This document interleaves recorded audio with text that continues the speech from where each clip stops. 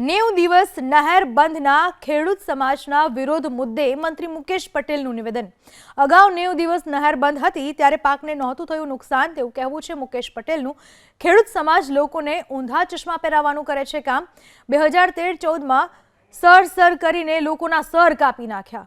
Sir આપણે રદ થતા ધોલેરા ટ્રાન્સફર કરાયો। ધોલેરા સર આજે નંબર 1 એરપોર્ટ બનવા જઈ રહ્યું છે।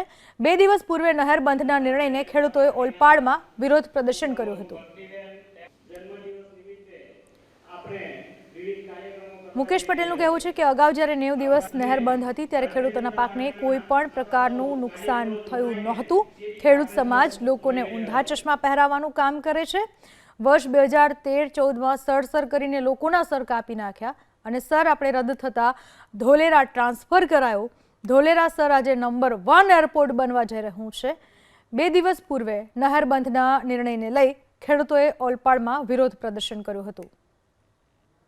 આપણે 90 દિવસ તો પહેલા પણ કેનલ બંધ રાખેલી હતી, ક્યાં ખેડૂતના પાક બગડા।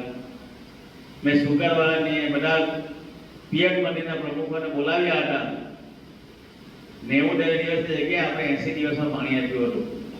90 દિવસમાં 80 દિવસના પાણી આપ્યું હતું। ના શેરડીનો પાક બગડો, ના ઉનાળો ડાંગર બગડો, બધાને પાણી આપણે ફરી 90 દિવસ બંધ હોવા છતાં બી આપણે પાણી લોકોને આપ્યું છે, બંને પાક બગડા છે। ક્યાં લોકોના પાક બગડવાનો સવાલ આવ્યો? કશો પાક બગડ્યો? કદાચ તમારે ઢળું નાખવાનો હોય તો તળાવ કિંમત લઈને તમે ઢળું તો કરી શકો। મિત્રો, આ ખેડૂત સમાજ લોકોને ઊંધા ચશ્મા પહેરાવવાનું કામ કરે છે।